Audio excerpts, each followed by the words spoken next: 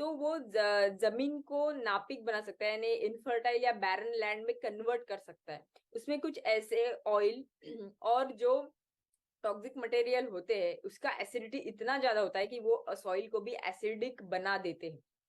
और जब उसका विघटन होता है नेचुरली, तो वो CH4 यानी मीथेन, ये जो गैस है वो एमिट करता है, जो कि 28 टाइम्स डेंजरस है अपने कार्बन डाइऑक्साइड से भी।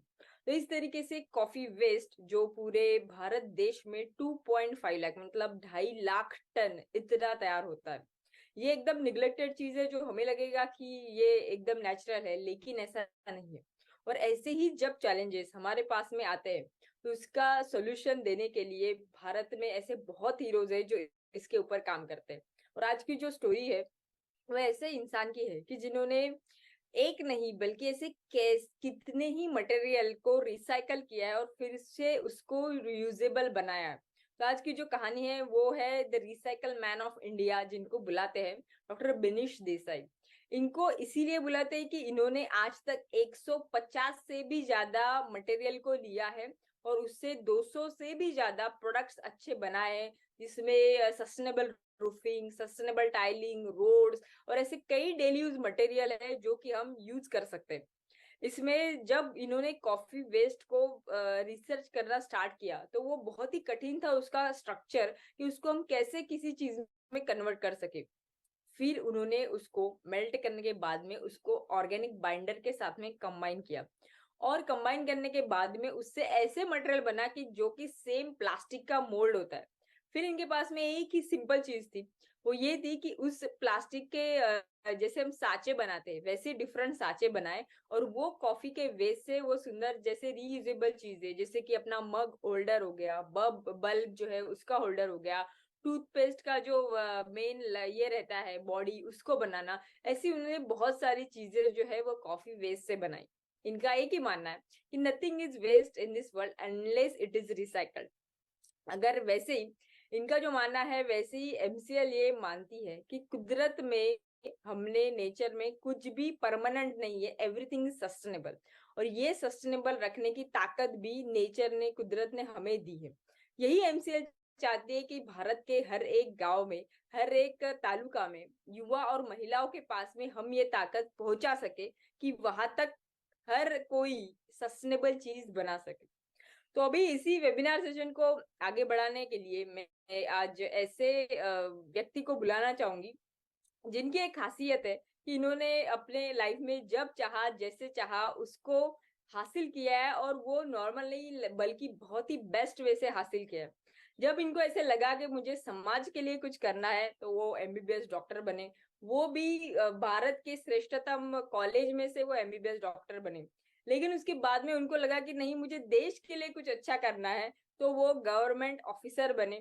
और जब उनको ये लगा कि नहीं, अभी मुझे पूरे दुनिया के लिए कुछ अच्छा करना है, तब उन्होंने वो दुनिया में बहुत सारे ऐसे सेक्टर्स है जहाँ पे लोग आइडियाज लेके आते हैं और स्टार्टअप तैयार करते हैं, लेकिन सस्टेनेबिलिटी सेक्टर में जो सस्टेनेबिलिटी स्टार्टअप नाम का कंसेप्ट है, वो पूरे दुनिया को देने वाले, यानी जिनको sustainability man of the world का खिताब भी मिलेगा। ऐसे ही जो इनडायरेक्टली हमारा MCL के साथ में एज रचनाकार, सलाहकार और शिल्पकार थे, लेकिन आज इसके बाद में वो हमारे MCL के साथ में directly as managing director and chief executive officer of MCL join करेंगे, और जिनके वजह से MCL number 1 organisation in the world बनेंगे। ऐसे ही हमारे MCL के MD and CEO doctor Shyam Golab sir. Thank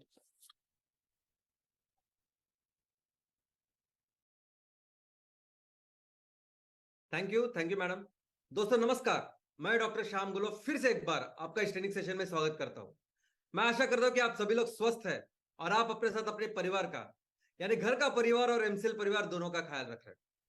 मैं ये भी उम्मीद करता हूं कि आप सभी लोग 1 घंटा बहुत अच्छी एक्सरसाइज कर रहे हो, अपने हार्ट अपने लंग को मजबूत कर रहे हो और अपनी इम्यूनिटी को बढ़ा रहे हो। तो चलिए शुरुआत करते हैं आज के इस सेशन के साथ।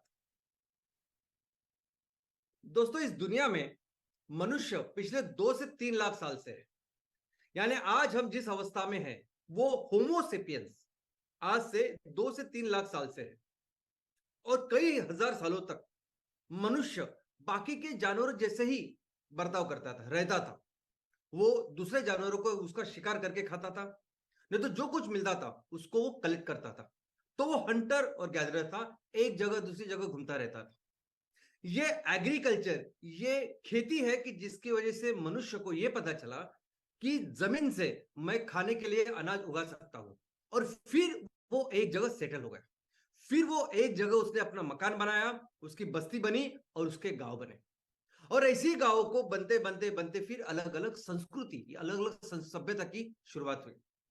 दोस्तों, दुनिया में जितनी भी सभ्यता की शुरुआत हुई है, वो सभी सभ्यताओं की शुरुआत किसी ना किसी नदी के किनारे हुई है।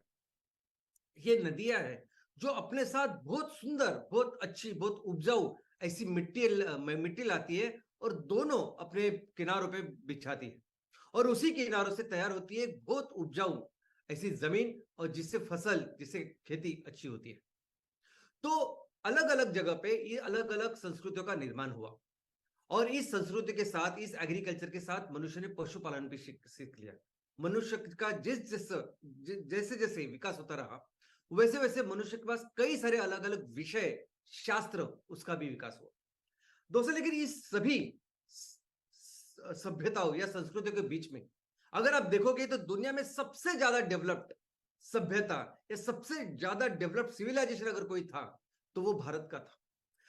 भारत की सभ्यता, भारत का सिविलाइजेशन इतना ज्यादा एडवांस था, इतना ज्यादा आगे था कि हम किसी दूसरी सभ्यता के साथ इसका कंपैरिजन ही नहीं कर सकते। यानी भारत क्या कर रहा था, भारत की संस्कृति क्या कर रही थी, उसके उसी वक्त चीन की संस्कृति या बाकी कोई भी संस्कृति क्या कर रही थी, इसका हम कंपैरिजन ही नहीं कर सकते। इतना ज्यादा डेवलप्ड भारतीय संस्कृति थी। इनफैक्ट हर विषय में, चाहे वो एस्ट्रोनॉमी हो, गणित हो, फिजिक्स हो, केमिस्ट्री हो, चाहे वो आर्किटेक्चर हो, हर चीज में, हर विषय में भारत इतना ज्यादा प्रोग्रेस था। और उसका उसका प्रमुख कारण था हमारी एजुकेशन सिस्टम। हर विषय में भारत ने दुनिया को एक सही राह दिखाई, दुनिया का नेतृत्व किया। और हर विषय में, जैसे भारत पूरी दुनिया में हर विषय में बहुत ही आगे डेवलप था, वैसी चीज हमारे भारत के अंदर भी थी। हमारे हर गांव में इस मनुष्य की जैसी जो अलग अलग जो जरूरतें बड़ी बड़ी वस्तुओं की, सेवाओं की, हर चीज के लिए, हर वस्तु के लिए, हर सेवा के लिए स्पेशलाइज्ड लोग हमारे गांव में भी थे। इनफैक्ट हमारा हर गांव भारत में एक स्वयंपूर्ण, एक सेल्फ सफिशिएंट, ऐसा आत्मनिर्भर ऐसे गांव था। जो भी मनुष्य की जरूरतें होती थी वो हमारे गांव में ही पूरी होती थी। लोग अलग अलग विषयों में, अलग अलग वस्तु तैयार करने में, अलग अलग सेवा देने में एक्सपर्ट होते थे। और जो गांव की जो चीज है, उसके लिए, गांव की जो जरूरत है, उसके लिए कहीं बाहर जाने की जरूरत नहीं होती। हमारे पूरे देश में अलग अलग जगह पे ये पूरी परिस्थिति अलग अलग नाम से जानी जाती है। जैसे महाराष्ट्र में बलुतेदार अलुतेदार पद्धति, इसे नाम से जानते हैं। वैसी ये हर गांव में दोनों दोनों ही चीजें बनती थी, यानी वस्तुएं भी बनती थी और सेवाएं भी बनती थी, और उसमें स्पेशलिस्ट लोग भी थे। जैसे कुछ लोग थे वो सिर्फ वस्त्र बहुत अच्छी तरह से बनाते थे, कुछ लोग ऐसे थे जो मिट्टी के बर्तन अच्छे बनाते थे, कुछ लोग ऐसे थे जो लोहे के बर्तन या लोहे के जरूरी औजार जो खेती के लिए चाहिए वो बनाते थे। ये तो रहे वस्तुएं। लेकिन सेवा में भी अगर आप देखोगे तो सेवा में भी कुछ लोग थे जो हकीम, डॉक्टर का काम करते थे, कुछ अध्यापन का काम करते थे, कुछ रिसर्च का काम करते थे। तो ये अलग अलग वस्तुएं, अलग अलग सेवाएं हमारे गांव में होती थी, और उसके लिए स्पेशलिस्ट लोग होते थे। और ये इन सभी वस्तुओं का, इन सभी सेवा का जो आदान प्रदान होता था, जिसे हम व्यापार भी समझ सकते हैं, ये व्यापार उन दिनों जिस सिस्टम से होता था, जिस पद्धति से होता था, उस पद्धति का नाम है वस्तु विनिमय पद्धति, यानी बार्टर सिस्टम। यानी इन व्यापार के बीच में, इस वस्तु विनिमय के बीच में कोई भी चलन या कोई भी पैसा नहीं था। यानी अगर किसान करता था, किसान अनाज उगाता था और अनाज वो दर्जी को देता था और उसके बदले में वस्त्र देता। वैसे ही अनाज वो किसी दूसरे आदमी को देता और उसके बदले में वो लोहे की जो चीजें उसको एग्रीकल्चर या खेती के लिए लगती वो लेता था। तो इस तरह से इस बार्टर सिस्टम में हर एक लोग एक दूसरे के साथ व्यवहार करते थे। अभी कौन सी चीज को ज्यादा महत्व है, तो वो डिपेंड होता था कि किस चीज को ज्यादा डिमांड है, किस चीज की ज्यादा जरूरत है। और किसी भी व्यापार में, किसी भी बिजनेस पे कोई भी कमोडिटी का महत्व या आपके बिजनेस कितनी तरक्की करेगी, ये ये ये जो चीज है वो बेसिक प्रिंसिपल पे होती है, डिमांड और सप्लाई। वैसे ही डिमांड और सप्लाई का तत्व उस टाइम भी लागू था बार्टर सिस्टम में भी, और उसका जो महत्व था उसके उस चीज के महत्व के अनुसार उसका मूल्य होता था। लेकिन कुछ अच्छी भी चीजें थी बार्टर सिस्टम की, जैसे पूरे गांव में लोग एक दूसरे के ऊपर डिपेंडेंट हुआ करते थे अलग अलग चीजों के लिए, तो पूरा गांव एक घर जैसे, एक फैमिली के जैसे रहता था। दूसरा, उस गांव में जितने भी रिसोर्सेस थे वो ज्यादा से ज्यादा उसका यूटिलाइजेशन करके अलग अलग स्पेशलिस्ट लोग वहां तैयार होते थे। लेकिन ऑफ कोर्स जब ये व्यापार, ये पद्धति ज्यादा बड़े स्केल पे जब करनी थी, या दो संस्कृतियों के बीच में, दो देशों के बीच जब ये काम करना होता था, तब इस व्यापार के लिए, इस ट्रेड के लिए जरूर होती थी किसी एक स्टैंडर्ड, एक चलन की। और फिर तब से इस चलन की या पैसों की शुरुआत हो गई। अब इस करेंसी या चलन चलन की भी जो कहानी है वो अपने अलग अलग संस्कृति में अलग अलग कहानियां है। कुछ ऐसी भी संस्कृतियां हैं कि जहां चलन की शुरुआत कागज से हुई, कुछ ऐसी संस्कृति है कि जहां इस चलन की शुरुआत मेटल से हुई। तो ऐसी अलग अलग कहानियां, अलग अलग उस संस्कृति का जो स्पेशलाइजेशन है उसके अनुसार उसकी चलन का भी इतिहास वैसे है। लेकिन पूरी दुनिया को अगर हम देखें तो सबसे पहले चलन के तौर पर जो जरूरी ऐसे जानवर थे उनका उपयोग हुआ, यानी जैसे गाय, घोड़े, और इनके एक्सचेंज में वो वस्तुएं और बाकी की चीजें लेती थी। लेकिन जो चलन बहुत ज्यादा साल तक पूरी दुनिया में चला वो चलन था सोना। प्राचीन दुनिया यानी प्राचीन और मध्ययुगीन, ऑलमोस्ट ऑलमोस्ट मध्ययुगीन, इन सभी टाइम में सबसे ज्यादा चलन करके जिसका इस्तेमाल हुआ वो था सोना। उसके बाद हर राजा, हर देश फिर उस अपने अपने यहाँ जो भी मेटल मिलता उससे उन्होंने सिक्के बनाए। उसके बाद में पेपर करेंसी आई जो हम देख रहे हैं। उसके बाद प्लास्टिक करेंसी आई, debit card, plastic credit card. उसके बाद नेक्स्ट, ना अभी पेपर की जरूरत है ना उस प्लास्टिक कार्ड की जरूरत है, अभी तो है ई मनी, इलेक्ट्रॉनिक मनी, ये जीपे, फोन पे, और इसके आगे भी हम जा रहे हैं क्रिप्टो करेंसी पे। तो दोस्तों, जब इंटरनेशनल ट्रेड यानी दो देशों के बीच में जब व्यवहार होता था, व्यापार होता था, तो सबसे ज्यादा इस्तेमाल होता था, और इस पूरे एरिया में सबसे ज्यादा जिसका इस्तेमाल हुआ वो था सोना। भारत एक ऐसा देश था जो पूरी दुनिया के लिए ऑलमोस्ट 35 से लेकर 40% तक जीडीपी का निर्माण करता था। यानी पूरे दिन दुनिया में जितना भी व्यापार, जितना भी बिजनेस होता था, भारत का हिस्सा ऑलमोस्ट 40% था। वो क्यों था? क्योंकि भारत जिस तरीके से, जैसे हमने देखा कि हर गांव अपनी चीजों के लिए में आत्मनिर्भर था, तो एज अ देश भी हमारा भारत पूरी ऑलमोस्ट जो भी चीजें चाहिए थे उसमें आत्मनिर्भर था। यानी कोई भी ऐसी चीज नहीं थी जो भारत को कहीं से मंगानी पड़ती। लेकिन उससे उल्टा था कि कई सारी चीजें भारत के पास ऐसी थी जो किसी के पास नहीं थी दुनिया, और भारत उन चीजों का निर्माण करता था और पूरी दुनिया को बेचता था। और इसमें बहुत सारी कोर जरूरी ऐसी चीजें थी, जैसे हम अन्न वस्त्र निवारा कहते हैं। अन्न, अनाज, उसके लिए लगते हैं मसाले। पूरी दुनिया को मसाले बनाने वाला, बनाने दुनिया के लिए मसाले बना के उनको देने वाला अगर कोई देश था तो वो भारत था। ऑलमोस्ट हर देश में ये मसाले हमारे जाते थे, और इसकी मोनोपोली अरब लोगों के पास थी उस टाइम। उसके बाद वस्त्र। दोस्तों, वस्त्र में दुनिया में सबसे ज्यादा वस्त्र का निर्माण करने वाला, और उस वस्त्र, सिर्फ वस्त्र ही नहीं, तो वस्त्रों की जो फैशन है, उसकी डिजाइन है, सबसे बेस्ट अगर पूरी दुनिया में कोई बनाता था वो तो भारत था। उस टाइम भी बनाता था, और आज भी अगर आप देखोगे तो कॉटन के सबसे ज्यादा जमीन जहां कॉटन उगाया जाता है वो आज भी भारत में। तो कुछ चीज ऐसी थी कि पूरी दुनिया आज भारत के ऊपर उस टाइम में डिपेंडेंट थी, और भारत ये सब चीजें दुनिया को देता था, और बदले में क्या लेता था? सिर्फ और सिर्फ सोना। जो चलन था आज की तारीख में जैसे हम पैसे देते वैसे उस टाइम भारत सोना लेता था, और इतना सोना भारत के पास था, हर जगह में था, मंदिर में था, एजुकेशन जगह पे था, हर जगह पे था। और इसीलिए भारत को उस टाइम सोने की चिड़िया कहा करते थे। दोस्तों, भारत व्यापार कितना बड़ा करता था, अभी इसके साथ मैं और एक आपको रिमाइंड देना चाहता हूं कि भारत, हम बिजनेस में इतने आगे थे, इतने आगे थे कि पूरी दुनिया एक तरफ और भारत एक तरफ।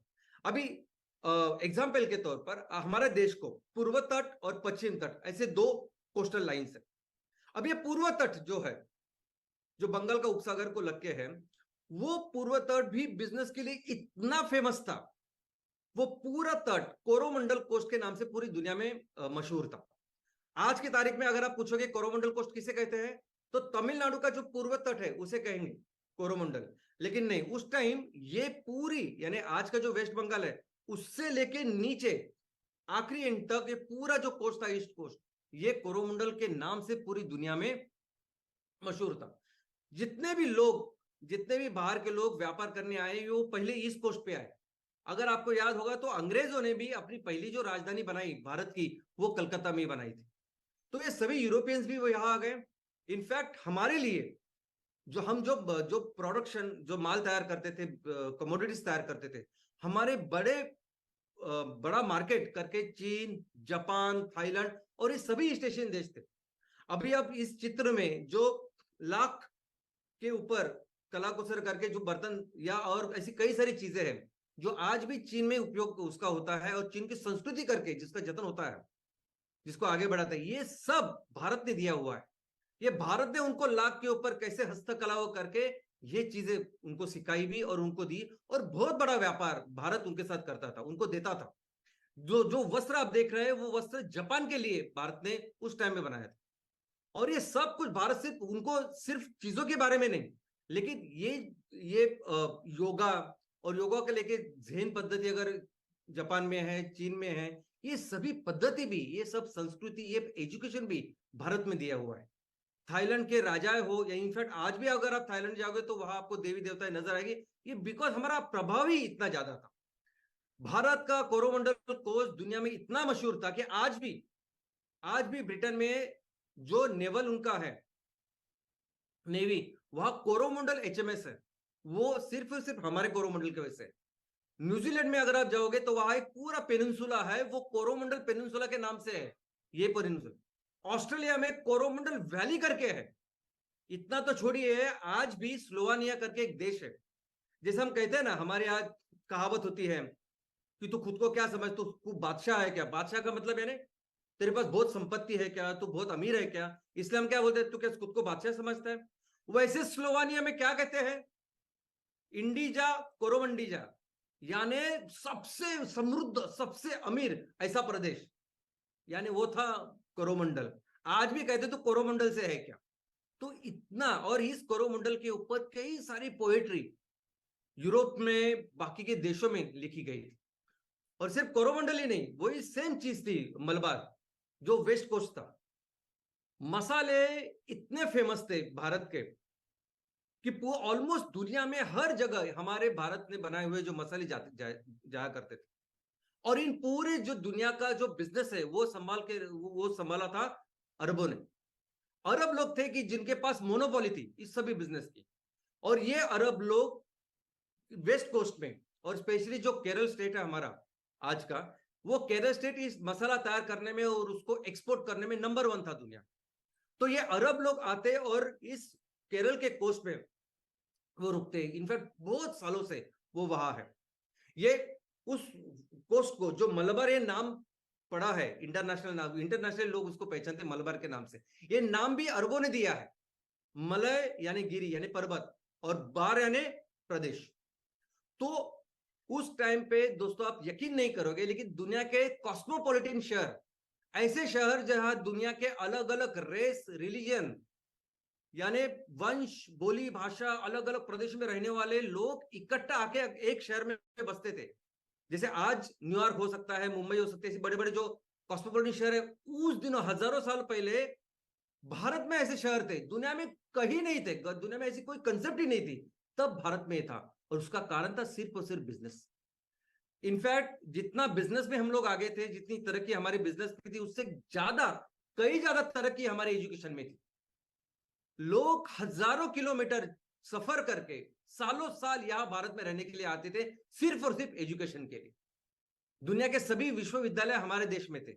आज भी अगर आप नालंदा, अवंती, तक्षशिला, मगध वहां जाओगे, वहां आज भी उसके जो चीजें हैं जो पड़ी हुई, आप वहां जाके देखिए कि जहां विश्वविद्यालय हुआ करते थे, जिन जमाने में वो बनाया, जिस जमाने में, जिस साल में वो बनाया, उसी साल में चीन में क्या हो रहा था, उसी साल में यूरोप में क्या हो रहा था। तो आपको पता चलेगा कि हम कितने ज्यादा आगे थे, और क्यों लोग इतने सब दूर दूर से, इतने किलोमीटर चल के यहाँ आते थे।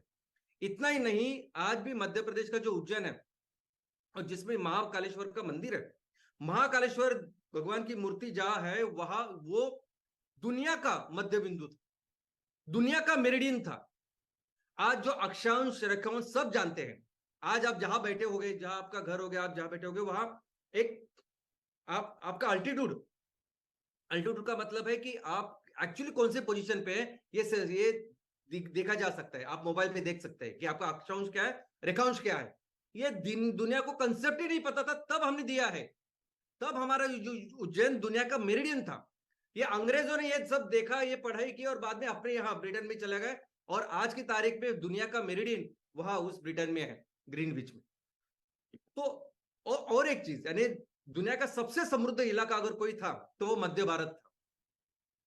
यानी उड़ीसा, उड़ीसा से लेके बिहार, उत्तर प्रदेश, मध्य प्रदेश, राजस्थान, यानी इन सभी राज्यों को हम कल तक बीमारू के नाम से बुलाते थे। बीमारू दुनिया का सबसे अमीर प्रदेश ये था। आज भले ही हमें थोड़ा सा ये बैकवर्ड लग रहा है, लेकिन ये सबसे ज्यादा डेवलप्ड ये एरिया था, और वो रिसोर्सेज आज भी वहां है। आज भी वो दुनिया का सबसे अमीर हो सकता है, दुनिया की सबसे अमीर शहर उस टाइम में इस प्रदेश में थे। यानी क्यों हमने इतना बड़ा रोल बिजनेस में किया, इसका कारण था कुछ चीजें ऐसी थी जो सिर्फ हम लोग बनाते थे, किसी के पास नहीं थी। जैसे अभी हैंडीक्राफ्ट, लोग बाकी की जगह भी जो चीजें चाहिए थे वो इस्तेमाल करते थे, जो हर दिन के लिए किसी भी परिवार के लिए या राजा महाराजा उनके लिए चाहिए थी, लेकिन वो उन सब चीजों में वो एकदम सिंपल थी। भारत का जो हैंडीक्राफ्ट था वो यानी शाही था। भारत के हैंडीक्राफ्ट, उनके वस्त्र, उनकी सब चीजें दुनिया के जो भी ताकतवर, जो भी अमीर लोग थे वो इस्तेमाल करते थे। पूरी दुनिया में, जैसे मैंने चाइना का एग्जांपल दिया, दुनिया में हर जगह ये देने वाली, ये करने वाला भारत। और इसी प्रोडक्ट्स की वजह से, इन्हीं सब चीजों की वजह से भारत ने अर्थव्यवस्था में वो स्थान अपना किया था। आज देखते हैं, आज जो दो देशों के बीच में व्यवहार हो रहे हैं, दो देशों के बीच में आज बिजनेस होता है, या अंतरराष्ट्रीय बिजनेस की अगर हम बात करें, तो आज भी एक तो वो मेन प्रिंसिपल है, डिमांड और सप्लाई। चाहे किसी भी सेक्टर में हम काम कर रहे हैं, किसी भी कमोडिटी, किसी भी वस्तु या सेवा एज अ प्रोडक्ट करके हम काम कर रहे हैं, वो कितना बिजनेस अच्छा करेंगे वो डिपेंड होगा कि उसका डिमांड कितनी है, उसकी जरूरत कितनी है कस्टमर्स को। एक जमाना था कि जहां ज्यादा रिसोर्सेस हुआ करते थे, जैसे भारत, वह जहां ज्यादा रिसोर्सेस हुआ करते थे वहां ज्यादा वस्तुओं का निर्माण हुआ, वहां ज्यादा बिजनेस हुआ, और आर्थिक परिस्थिति वहां बहुत बेहतर हुई। लेकिन ये सब परिस्थिति बदली 15वें शतक के बाद, 14वें से बाद। क्या हुआ उसके बाद? तो उसके बाद शुरू हुआ मिलिट्री कंट्रोल। 15वें शतक के बाद पूरी दुनिया को इन यूरोपियंस, इन्होंने बताया कि किस तरह से आप बिजनेस उसको कंट्रोल कर सकते हैं मिलिट्री के साथ। और इसकी शुरुआत हुई जब रोमन साम्राज्य का अस्त हुआ। 15वें शतक तक क्या थे कि रोमन साम्राज्य और ये अरब थे, वो प्रॉपर बिजनेस किया करते थे, वो माल लेते थे और पूरी दुनिया में बेचते थे। लेकिन उसके अस्त के बाद, रोमन साम्राज्य के अस्त के बाद शुरुआत हुई ये यूरोपियंस की। और इस चीज को, यानी इस पूरे कालखंड को यूरोपियंस कहते हैं कि एज ऑफ एक्सप्लोरेशन, एक्सपेडिशंस, जहां शुरुआत हुई स्पेनिश और पोर्चुगीज के साथ, और बहुत जल्द फिर ब्रिटिश और डच, इन्होंने भी शुरुआत की। अब ये कॉन्फिडेंटली कुछ भी कहे कि ये एरा ऐसे था कि हमने एक्सप्लोर किया, दुनिया को एक्सप्लोर किया, अमेरिका ढूंढा वगैरह, लेकिन ऐसा कुछ नहीं। जो सही रीजन था कि जिसकी वजह से ये लोग अपना घर, अपना मुल्क छोड़ के पूरी दुनिया में निकलने लगे, उसका कारण था जरूरत। ना उनके पास पैसे थे, ना उनके पास कोई कारोबार था, कोई व्यापार था, कुछ भी नहीं था। और जो कुछ हो रहा था थ्रू अरब, वो भी बंद हो चुका था, तो उनके पास अभी कुछ भी नहीं था। और आउट ऑफ नेसेसिटी, जरूरत के लिए ये लोग निकले। और ये सभी यूरोपियन राष्ट्र जो निकले बिजनेस करने के लिए, ये इन सभी का एक ही फोकस था, और वो फोकस क्या था? भारत। वो फोकस था इंडिया। सभी लोगों ने, यानी हम देखते हैं कि अंग्रेजों ने एक ब्रिटिश ईस्ट इंडिया कंपनी बनाई, लेकिन क्या आप जानते हैं कि उसके पहले डच ने डच ईस्ट इंडिया कंपनी बनाई? क्या आप जानते हैं कि कोलंबस ने, जिसने अमेरिका की खोज की, वो कोलंबस एक्चुअली निकला था भारत के लिए, लेकिन वो पहुंचा अमेरिका। तो हर कोई चाहता था कि भारत के साथ बिजनेस करे। लेकिन इन्होंने क्या किया कि इन्होंने जिस तरीके से बिजनेसेस किए, वो एक दूसरा साम्राज्यवाद करके एक दूसरे कालखंड का निर्माण उन्होंने किया। वो क्या करते थे, जहां जाते थे, जहां अलग अलग प्रदेश में जाते थे, वहां उन्होंने अपनी कॉलोनीज, अपना साम्राज्य की शुरुआत की। वहां वो रहने लगे, वहां का अर्थव्यवस्था, वहां का राजकारण और बाकी सभी चीजें अपनी मुट्ठी में ले ली। जो भी बिजनेस वहां किया वो सिर्फ और सिर्फ अपने फायदे के लिए किया, चाहे वो अफ्रीका हो, अमेरिका हो, भारत हो, हर जगह। और ऐसी जगह साम्राज्यवाद की वजह से इन्होंने, इन सभी देशों ने अपना खुद बहुत फायदा करा किया। और उसमें सबसे ज्यादा काम अगर किसने किया होगा, सबसे ज्यादा ये साम्राज्यवाद, एक कोलोनाइजेशन करके खुद का बहुत मुनाफा, फायदा अगर किसने किया होगा कि कोई देश था, तो वो था ब्रिटेन, वो था ये अंग्रेज। इनफैक्ट एक टाइम ऐसा था कि दुनिया में इतना बड़ा साम्राज्य इन्होंने फैलाया था कि इस इंग्लैंड के बारे में, इस अंग्रेजों के बारे में लोग ये कहते थे, दुनिया ये कहती थी कि इंग्लैंड वो देश है कि जहां सूरज कभी सनसेट नहीं होता, यानी अस्त को नहीं जाता, ऐसा वो। दुनिया का ऑलमोस्ट 24% लैंड, यानी दुनिया में जितनी भी जमीन है 24%, इसका मतलब उतने सारे देश इन अंग्रेजों के मुट्ठी में थे। लगभग 23% पॉपुलेशन दुनिया का इनके गुलामी में थी। इनफैक्ट ये सभी जो यूरोपियन थे, इन्होंने पूरी दुनिया में ये जो स्लेव ट्रेड है, स्लेव लेना, यानी निग्रोज और बाकी सब लोगों को लेके उस स्लेव का पूरे दुनिया में जो व्यापार था, इन लोगों ने शुरुआत की। ये जो काल था, कालखंड था कि जिसमें इस स्लेव ट्रेड की शुरुआत हुई। और ये इन्होंने सभी देशों ने किया। अंग्रेज आए, अंग्रेजों को ऑलमोस्ट 100 साल पहले पोर्चुगीज आए थे।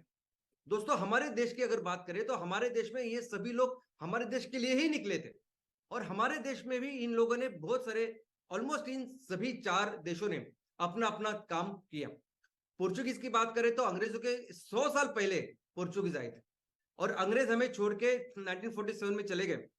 लेकिन उसके बाद 1961, दिसंबर 1961 तक पोर्चुगीज यहां थे।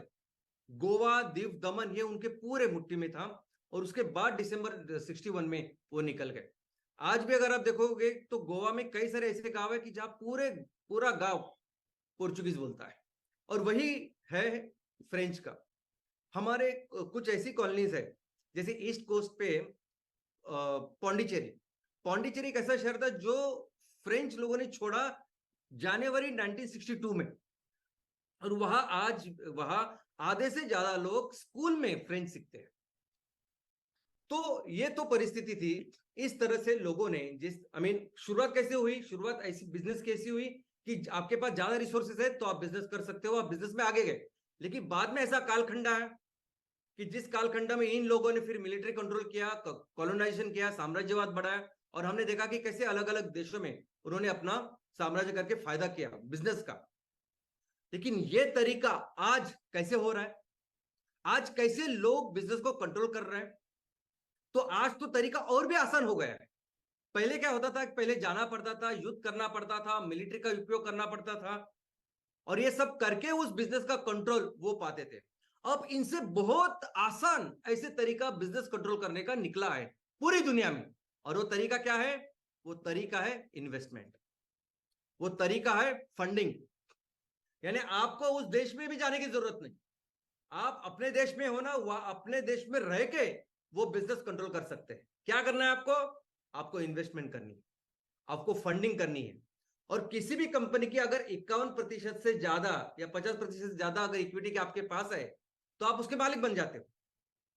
तो बिजनेस कौन चलाता है? तो वो प्रमोटर, वो बिजनेस चलाता है, वो बढ़ा रहा है हर दिन, जो उसका वर्किंग वो सब देख रहा है, प्रोडक्ट्स वो तैयार कर रहा है, उसके ऊपर रिसर्च डेवलपमेंट कर रहा है, बेहतर से बेहतर प्रोडक्ट तैयार कर रहा है, मार्केटिंग कर रहा है, बेच रहा है, सब कुछ कर रहा है। ये कुछ भी नहीं कर रहा है।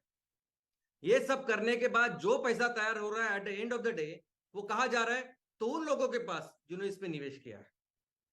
इतना ही नहीं, अगर वहां उस देश में जहां इन्होंने ये पैसे डाले हुए और इक्विटी ली है, वहां अगर उस देश के लिए, वहां के लोगों के लिए अगर कुछ करना है तो वो कर नहीं सकते। कौन? वो कंपनी है। उस बोर्ड मीटिंग में, उस बोर्ड में भी सबसे ज्यादा मेंबर्स इन लोग के रहते हैं, जो निवेशक होते हैं। तो वो डिसाइड करेंगे कि क्या जरूरी है, और वो फिर देखते नहीं कि उन लोगों की क्या जरूरत है। तो इस तरीके से आज की तारीख में बिजनेस को कंट्रोल किया जा रहा है। और ये जो स्टार्टअप्स है, ये स्टार्टअप्स तो वो साम्राज्यवाद का एक नया तरीका है। जिस तरीके से अंग्रेजों ने काम किया, पोर्चुगीज, बाकी सभी लोगों ने काम किया, वो सेम तरीका है आज तक, कि स्टार्टअप दिखने में हमारे देश की दिखती है, लेकिन अल्टीमेटली पूरा फायदा उनको मिलता है। दूसरा तरीका बिजनेसेस को कंट्रोल करने का, वो है टेक्नोलॉजी। ये सभी लोग पूरा फोकस अगर किस में करते होंगे तो वो है टेक्नोलॉजी। किस तरह से टेक्नोलॉजी डेवलप करें, और पूरा ध्यान टेक्नोलॉजी के ऊपर करने के बाद आज आप देख सकते हो कि सिर्फ और सिर्फ टेक्नोलॉजी की वजह से वो कैसे पूरी दुनिया की बिजनेस को कंट्रोल कर रहा है। इनफैक्ट ये बात अलग है कि टेक्नोलॉजी डेवलपमेंट करने में मैक्सिमम लोग आपको भारतीय नजर आएंगे, मैक्सिमम जगह पे आपको भारतीय नजर आएंगे, लेकिन ये कंपनियां अभी अभी अमेरिका की जो जो बेस्ट 5 कंपनियां हैं, जो $1 ट्रिलियन कंपनीज है, वो सभी के सभी टेक्नोलॉजी कंपनीज है, जो आज पूरी दुनिया में काम कर रही है। और इस पूरे सिस्टम में, इस पूरे परिस्थिति में भारत में जो बिजनेसेस हो रहे हैं, उसका इकोसिस्टम अगर हम इसकी पढ़ाई करेंगे तो हमारे यहाँ एक अच्छे प्रोमोटर्स है जो जो मेहनत करते हैं, सब कुछ करते हैं, लेकिन अल्टीमेटली ये सब होने के बावजूद, यानी टैलेंट भी है, रिसोर्सेस है, ये सब होने के बावजूद भी उतना फायदा हमारे यहाँ नहीं हो रहा है, हमारे लोगों को, हमारे किसानों को नहीं हो रहा है। और इसका कारण यही है, ये फंडिंग, ये इन्वेस्टमेंट। क्योंकि मैं क्यों कहता हूं कि इसका फायदा नहीं हो रहा है, क्योंकि हमारा जीडीपी नहीं बढ़ रहा है जितना बढ़ना चाहिए। आज भी हमारा जीडीपी 3.5% से लेकर 4% से कम है, जो बहुत कम है।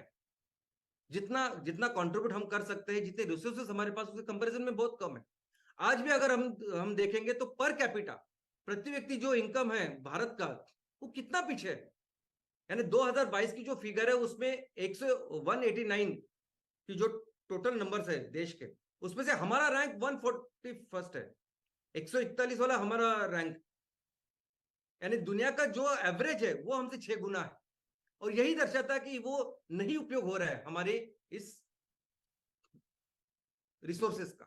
लेकिन यही चीज अगर रिसोर्सेस से आप कंपैरिजन करें, एक तो हुआ इकोनॉमी के बारे में, लेकिन रिसोर्सेस के बारे में कंपेयर करिए ना आप। हमारे देश में जितने रिसोर्सेस है वो किसी भी देश के साथ आप कंपेयर कीजिए, आपको लगता है कि अमेरिका की बड़ी इकोनॉमी है, उनके साथ कंपेयर कीजिए, यूरोप है, चीन है, यानी इनके पास कुछ भी नहीं है जो भारत के पास है। आपको अगर देखना है तो ये जो अमेरिका, यूरोप, चीन, हर जगह आप जाके आइए, घूम के आइए, पर्यटन के लिए जाइए आप, वो सब देख के आए, और बाद में भारत में आने के बाद आपको पता चलेगा कि भारत में कितनी सारी चीजें जो उनके पास है ही नहीं। तो रिसोर्सेज जो हमारे पास है वो जबरदस्त है, और दूसरे ह्यूमन जो इसका उपयोग करके बेहतर बिजनेस बना सकता है, ये ऐसे बेस्ट टैलेंट भी है ना भारत में, जो दुनिया चला सकते, जो कुछ भी कर सकते हैं, और हम करेंगे। देखो आप, मैं, हम सब मिलके भी इसको कर सकते हैं। आज भी डिमांड और सप्लाई यही वो चीज है जो कई सारी चीजों में, बिजनेसेस में काम करती है। इनफैक्ट जो कोर बिजनेसेस होते हैं, जो कोर चीजें होती है, देखो एक तो है जिसकी आवश्यकता हो या ना हो आपके ऊपर डिपेंड है कि आपकी क्या कैपेसिटी, और कुछ चीजें ऐसी है कि जो हर एक को लगती है, अत्यावश्यक होती है। और अत्यावश्यक चीजों के लिए जो बिजनेस है वो हमेशा आपका चलता रहता है, वो हमेशा चलता रहेगा। तो कुछ अत्यावश्यक चीजें हैं जिनके बिजनेस, जो अत्यावश्यक चीजें हैं जो लोगों को लगती है, जो परिवार को लगती है, किसी व्यक्ति को लगती है, वो बिजनेसेस होते हैं। लेकिन अंतरराष्ट्रीय लेवल पे कुछ ऐसी चीजें हैं जो देश को लगती है, और वो सबसे इंपॉर्टेंट चीज अगर अंतरराष्ट्रीय लेवल पे, ग्लोबल लेवल पे अगर कोई है तो वह ईंधन और ऊर्जा। दुनिया में आयात निर्यात से लेके किसी भी देश की इकोनॉमी जिसके ऊपर सबसे ज्यादा आज डिपेंडेंट है वो है ईंधन और ऊर्जा। हर देश चाहता है कि वो ईंधन और ऊर्जा में सेल्फ सफिशिएंट बने, आत्मनिर्भर बने, क्योंकि पूरी इकोनॉमी इसके ऊपर है। आज तक पूरी दुनिया में जितने भी युद्ध हुए हैं, जितने भी अंतरराष्ट्रीय युद्ध हुए, वो सिर्फ और सिर्फ इसकी वजह से हुए, इंक्लूडिंग वर्ल्ड वॉर्स, यहां तक कि ईरान, इराक, और आज का भी, आज के भाई रशिया यूक्रेन का जो भी युद्ध चल रहा है वो सिर्फ और सिर्फ इस ऑयल और गैस के लिए, ईंधन और ऊर्जा के लिए। जो भी नेचुरल गैस रशिया यूरोप को सप्लाई कर रहा है वो जा रहा है इस यूक्रेन से, और रशिया को टोटल कंट्रोल चाहिए इस यूक्रेन के ऊपर, ताकि वो अपना ऑयल एंड गैस, ये अपने ईंधन और ऊर्जा का बिजनेस अच्छी तरह से कर पाए। और क्यों नहीं कोई यूक्रेन का साथ दे रहा है? क्योंकि अगर कोई भी यूरोपियन राष्ट्र उसने अगर यूक्रेन का साथ दिया तो उसकी रोजी रोटी, उसका ईंधन बंद हो जाएगा रशिया के कंट्रोल में। ये अमेरिका क्यों हर जगह ईरान इराक हो या बाकी कहीं जाता है और अपना इंटरफेरेंस करता है? अमेरिका वही जाता है, अभी अमेरिका की भी अगर आप हिस्ट्री देखोगे तो अमेरिका वही जाके इंटरफेरेंस करता है जहां ईंधन और ऊर्जा होती है। तो ये एक ए सेक्टर है जो पूरी दुनिया को आज आज भी कंट्रोल कर रहा है और हमेशा कंट्रोल करता है। और दूसरी है टेक्नोलॉजी, जिसके थ्रू देश दूसरे को कंट्रोल कर रहा है। और हम देख रहे हैं कि जापान एक ऐसा देश है कि छोटे होने के बावजूद वो इतना बड़ा व्यापार, इतना बड़ा बिजनेस, जीडीपी का निर्माण कर रहा है ओनली बिकॉज ऑफ टेक्नोलॉजी। हमारे देश में भी देखिए ना, टोयोटा, सुजुकी, सोनी, होंडा, ये सब जापानीज है। इसके बावजूद कि हमें लगता है कि हमारे देश का जीडीपी कम है, टेक्नोलॉजी पे हम लोग डिपेंडेंट है, ऐसा सब कुछ हो रहा है, इसके बावजूद मैं कहता हूं कि भारत दुनिया की सबसे बड़ी अर्थव्यवस्था बनने वाला है। इसके बावजूद मैं कहता हूं कि हम मिलके भारत को दुनिया की सबसे बड़ी अर्थव्यवस्था बनाएंगे। कैसे? देखते हैं। सबसे पहले हम जिस सेक्टर में, जिस विषय में काम कर रहे हैं ना, ये कंपलसरी है। ये प्रोडक्ट जो है डिमांड सप्लाई के सिर्फ इतना तत्व नहीं, ये कंपलसरी है, अत्यावश्यक है। इनफैक्ट अभी ये टाइम है कि इसकी सबसे ज्यादा जरूरत है, क्योंकि आज एक बहुत भयानक संकट का सामना पूरी दुनिया कर रही है और वो है क्लाइमेट चेंज। दोस्तों, हमने सबने 2 साल तक कोरोना देखा, कोरोना का पैंडेमिक देखा। जिस कोरोना पैंडेमिक में जिसको इन्फेक्शन होता है उसमें से 97% लोग बचते, 3% लोग मर रहे थे उस टाइम। और लोग राह देख रहे थे कि कब वैक्सीन आएगा, कब वैक्सीन आएगा, कब हमारी जान छूटेगी। उससे 1 लाख गुना बड़ा संकट ये क्लाइमेट चेंज का है। इसमें इन्फेक्शन कुछ नहीं दोस्तों, पूरी सृष्टि इसमें तबाह हो रही है। आज हर दिन 150 से लेके 200 स्पेसीज हमेशा के लिए ये धरती छोड़ के लिए लुप्त हो रहे हैं इस क्लाइमेट चेंज की वजह से। और अगर इसको सेव करना है, इसको बचाना है दुनिया को, तो सिर्फ एक ही सॉल्यूशन है, वो बायोफ्यूल। बाकी कोई सॉल्यूशन ही नहीं है। ये सोलर, ये ईवी सब टाइम पास है, ये बिल्कुल सस्टेनेबल नहीं है। हाइड्रोजन के ऊपर भी अगर काम करें तो ये बिल्कुल सस्टेनेबल नहीं है। सस्टेनेबल सिर्फ वो है जो कुदरत इतने सालों से करती आ रही है और जो कुदरत कर रही है, और वो है बायोफ्यूल। ये जो हम काम कर रहे हैं, ये बिजनेस हम कर रहे हैं ना, ये वैक्सीन है दुनिया को बचाने का। और इसलिए हमारा ये जो लक्ष्य है, आज हमारे पास इतनी कैपेसिटी है, भारत में इतनी रिसोर्सेस है कि दुनिया के लिए 30% ये बायोफ्यूल्स हम तैयार कर सकते हैं और करेंगे। और ये एक चीज हमें एक महासत्ता बना सकती है, हमें नंबर 1 इकोनॉमी बना सकती है। आज रशिया दुनिया को 10% ऑयल एंड गैस तैयार करता है और वो इतनी दादागिरी करता है, और हम 30% की बात कर रहे हैं और वो करेंगे। ये जो ऑर्गेनिक फर्टिलाइजर है ना दोस्तों, हर देश में जो खेती हो रही है ना, वो केमिकल फर्टिलाइजर से हो रही है। उनके पास नहीं है ऑर्गेनिक फर्टिलाइजर, वो क्रूड ऑयल से वो फर्टिलाइजर बनाते हैं और उसका उपयोग कर रहे हैं। और वही केमिकल सब हर जगह जा रहे हैं और उसकी वजह से कैंसर फैलता जा रहा है, कैंसर बढ़ता जा रहा है। और इसको अगर रुकाना है तो एक कंपलसरी केमिकल फर्टिलाइजर को रिप्लेस करना होगा ऑर्गेनिक फर्टिलाइजर के साथ। लेकिन उनके पास उत्पत्ति नहीं है, नहीं होता उनके यहाँ इतना प्रोडक्शन जो भारत के यहाँ हो सकता है। और करेंगे हम, तैयार करेंगे और उनको बेचेंगे। और ये जो एम कैफे है वो एक्चुअली वैक्सीन जैसे काम करेगा इस कैंसर के लिए। ये भी हम जो एमएसपी की बात कर रहे हैं, सस्टेनेबल प्रोडक्ट्स की बात, ये भी बहुत जरूरी है। क्योंकि हर कोई जो प्रदूषण हो रहा है ना, जो मिट्टी का हो, पानी का हो, हवा का हो, सब हो रहा है इसकी वजह से कि जो कुछ चीजें आज हम लोग इस्तेमाल कर रहे हैं, सबके लिए रॉ मटेरियल आ रहा है वो क्रूड ऑयल से। आपको अंदाजा नहीं, लेकिन क्रूड ऑयल फ्यूल के लिए जितना इस्तेमाल होता है उससे ज्यादा ही आज की तारीख में इस्तेमाल हो रहा है बाकी की चीजों के लिए। और यही चीजें फिर आज पूरा कचरा बन के पूरे पर्यावरण को खराब कर रही है। और इसलिए जरूरी है हमें अपने तहसील से लेके पूरे दुनिया को ये सस्टेनेबल प्रोडक्ट्स देने की। क्योंकि यही है चीज जो अपनी पर्यावरण की रक्षा करेगी। और मिलके जो हम काम कर रहे हैं ना अभी, और जिस काम में भारत का सबसे बड़ा एडवांटेज है, वो काम ही दुनिया को, इस इकोसिस्टम को बचाने वाला है, पर्यावरण को बचाने वाला है।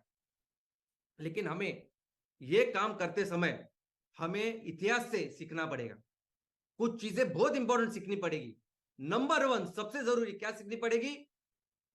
कौन सी वो चीज है जिससे गुलामी फिर से आ सकती है? कौन सी वो चीज है जिससे हम फिर से गुलाम बन सकते हैं? कौन सी वो चीज है कि फिर से ये लोग हमारे बिजनेस का कंट्रोल ले सकते हैं? और वो चीज है इन्वेस्टमेंट, वो चीज है फंडिंग। ऑफ कोर्स एक अच्छी भी फंडिंग है, बुरी भी फंडिंग है। और हम एमसीएल जिस तरीके से काम कर रहे हैं ना, हम कभी भी ये होने नहीं देंगे। हमारे ये सभी कंपनियां, सभी बिजनेसेस हमेशा हमारे किसानों के, हमारे लोगों के ही कंट्रोल में रहेंगे। हम कभी भी किसी भी हाल में, किसी भी परिस्थिति में हमारे इस ईस्ट इंडिया कंपनी नहीं होने देंगे। तो ये वो एक। दूसरी आई टेक्नोलॉजी। अभी टेक्नोलॉजी के ऊपर भी हमारा डिपेंडेंस है। अभी आप देख रहे हैं ना कि जब टीवी आया तो पूरी दुनिया को टीवी को क्या कहा पूरी दुनिया ने? Idiot box. टीवी के सामने आप बैठे हो, आपका शरीर काम नहीं करता, आपका दिमाग काम नहीं करता। और उस टाइम में कहा कि जब टीवी के सामने कुछ नहीं होता था, टीवी के ऊपर ज्यादा कुछ नहीं होता था। और अगर टीवी को आप इडियट बॉक्स बोल रहे हैं तो मोबाइल को क्या कहेंगे? आज हमारे लोगों के, बच्चों के, युवाओं के पूरा ब्रेन उसमें जा रहा है। ऐसा एक भी समय नहीं कि वो मोबाइल से बिना रह ही नहीं सकते। आज ऐसी परिस्थिति है। और इसी परिस्थिति का फायदा उठा के ये जो कुछ कंपनियां हैं, टेक्नोलॉजी डेवलप कर रही है, इसकी डिपेंडेंस हमारी उनके ऊपर बढ़ा रही है। और वो भी एक तरफ से हमारी गुलामगिरी है, जिनके पीछे हम लोग जा रहे हैं। लेकिन चिंता करने की कोई जरूरत नहीं, हमारे पास इन सब के सोल्यूशन भी है, रिसोर्सेज भी, और हम करेंगे। और इसीलिए इसीलिए इस क्रांति की शुरुआत ऑलरेडी हमने की है, शुरुआत हो चुकी है। दोस्तों आपको अंदाजा नहीं, लेकिन इंटरनेशनल मार्केट में अभी हम जो काम कर रहे हैं एमसीएल में, हम सभी लोग मिलके, ये एम कुकिंग सिस्टम एक गेम चेंजर है। एम कुकिंग सिस्टम ये डिसरप्शन है। किसी ने सोचा भी नहीं होगा, कोई अमेरिका हो, यूरोप हो, जापान हो, कोई भी देश, किसी ने सोचा भी नहीं होगा कि ऐसे प्रोडक्ट लेके हम आएंगे और इस नेचुरल गैस को और एलपीजी को रिप्लेस करेंगे।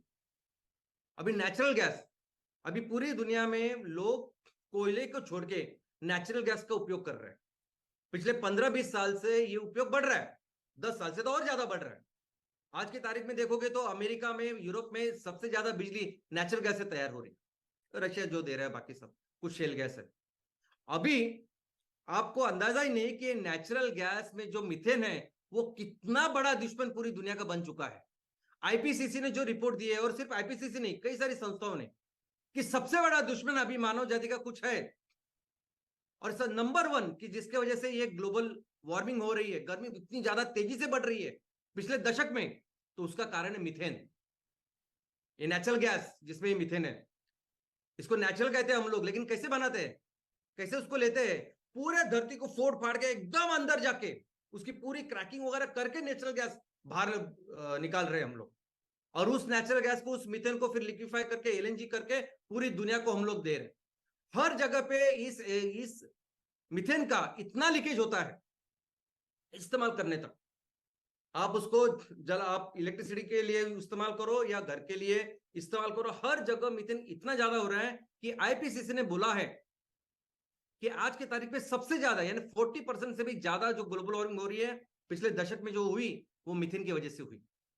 हमने पढ़ाई की कि मीथेन कार्बन डाइऑक्साइड से 21 गुना ज्यादा ग्लोबल वार्मिंग करवाता है, गर्मी ज्यादा पैदा करता है।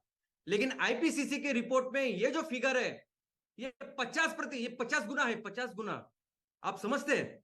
यानी जितना कार्बन डाइऑक्साइड गर्मी करेगा ना, उससे 50 गुना, 1 टन कार्बन डाइऑक्साइड जितना करेगा, उसका 1 टन मीथेन 50 गुना करेगा।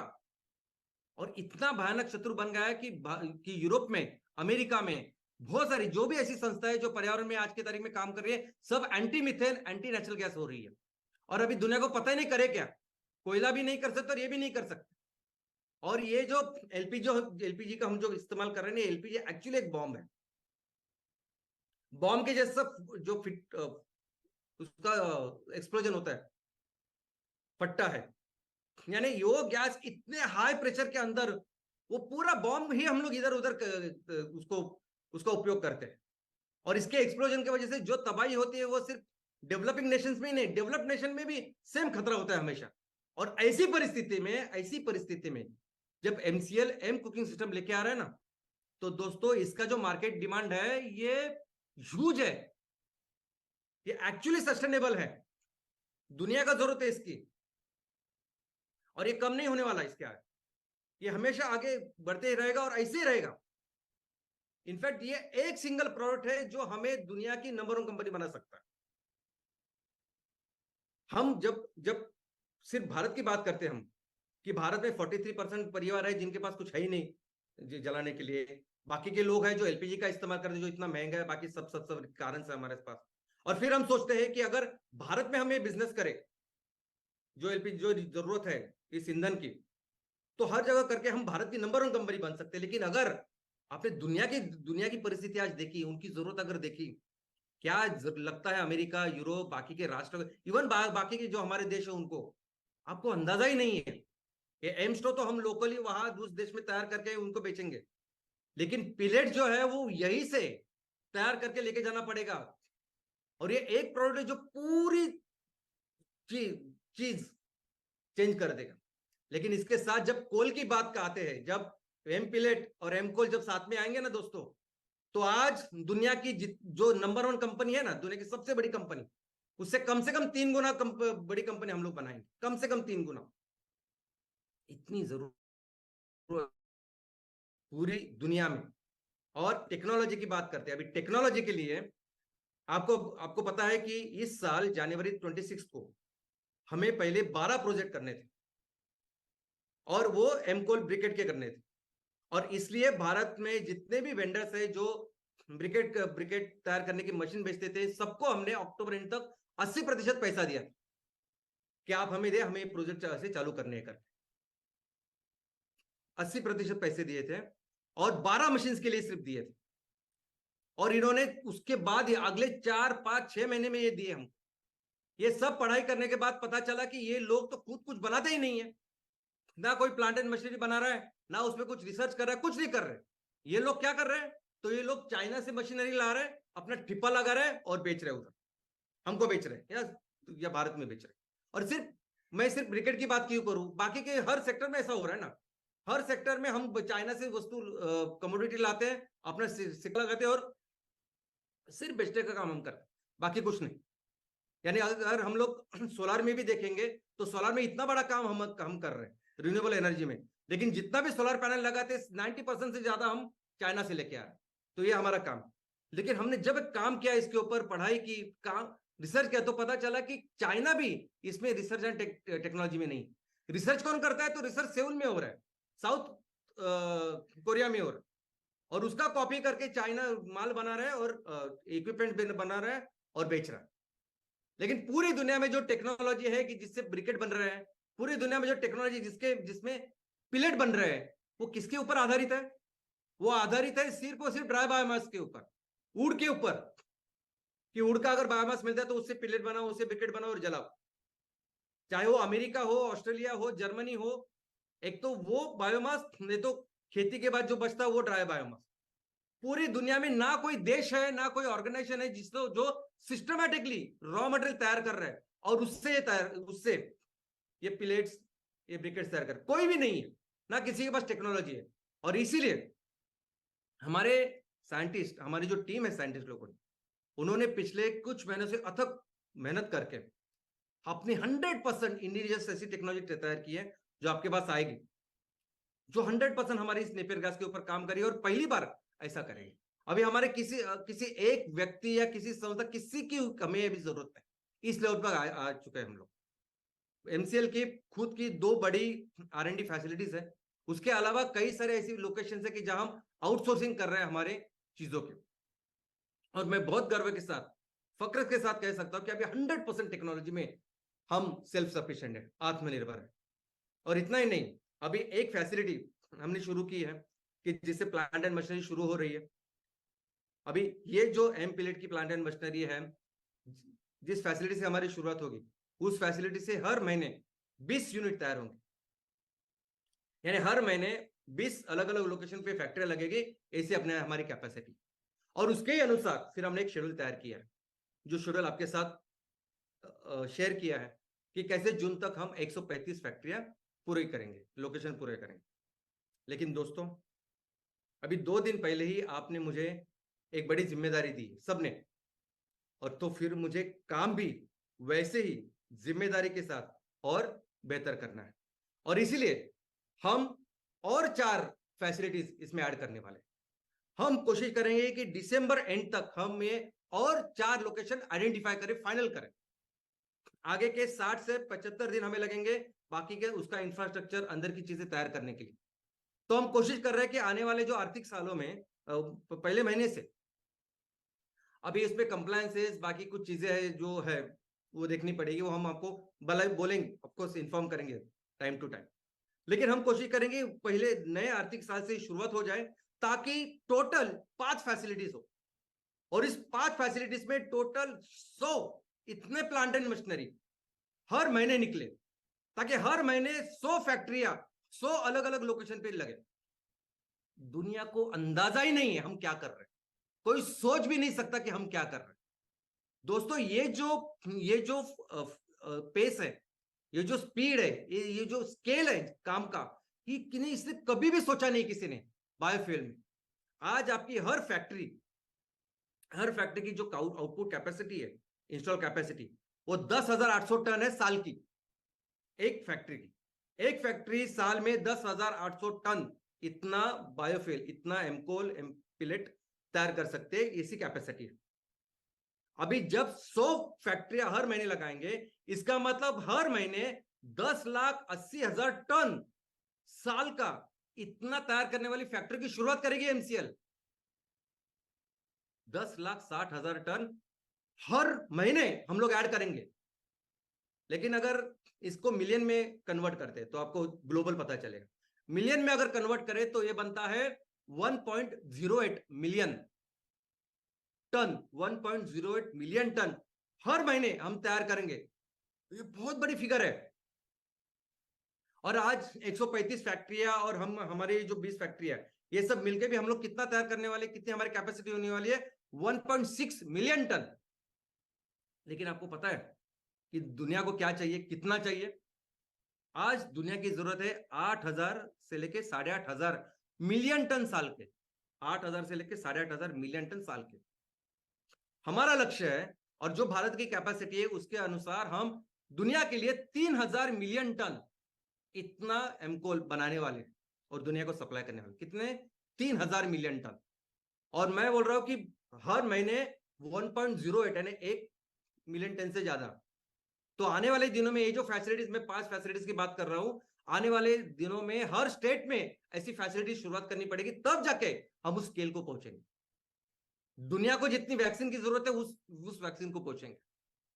लेकिन मोमेंट हमने नेचुरल गैस को एक अल्टरनेटिव दिया, मोमेंट हमने कोल को अल्टरनेटिव दिया, तो पूरी दुनिया का जो डिमांड है वो 8,000 से निकल के 15,000 16,000 मिलियन टन होने वाला है। और हमें अपनी कैपेसिटी बनाने के लिए, बढ़ाने के लिए, फिर हमें हमारे आजू बाजू के जो देश है वहां जाना पड़ेगा, वहां जाएंगे, करेंगे। हमारे देश में जैसे एग्रो क्लाइमेटिक कंडीशन है, वैसे हमारे आजू बाजू के देश में, श्रीलंका में है, पाकिस्तान में है, बांग्लादेश में है, वहां जाके भी करेंगे ना बिजनेस। इनफैक्ट जो ओरिजिनल भारतवर्ष है, वो भारतवर्ष तो वो अफगानिस्तान से शुरू होके म्यांमार तक था, वो पूरा एक खंड था, वो फिर से जुड़ सकता है, वो फिर से जुड़ सकता है इस एमकोल की वजह से। और वहां भी वैसे बिजनेस करेंगे, वहां भी लोगों के साथ वैसे ही बिजनेस करेंगे, लोगों को 20% CSR देंगे और मिलेंगे और करेंगे, और फिर अपनी भी कैपेसिटी 3,000 से लेके 5,000 तक लेके जाएंगे। और दोस्तों करेंगे, और इसकी पूरी जिम्मेदारी मैं लेता हूं, अभी तो ऑफिशियली लेता हूं, कि मिलकर हम अपने देश को दुनिया की सबसे बड़ी अर्थव्यवस्था बनाएंगे, दुनिया को सबसे ज्यादा फ्यूल निर्माता, फ्यूल सप्लाई करने वाला, ऑर्गेनिक फर्टिलाइजर सप्लाई करने वाला और सस्टेनेबल प्रोडक्ट सप्लाई करने वाले ऐसे देश को, इस देश को हम दुनिया की नंबर 1 इकोनॉमी बनाएंगे। और ऑफ कोर्स इस सारे प्रोसेस में एमसीएल दुनिया की नंबर 1 कंपनी बनेगी, और हम अपने देश को फिर से दुनिया का सबसे महान देश बनाएंगे। जय हिंद, जय एमसीएल।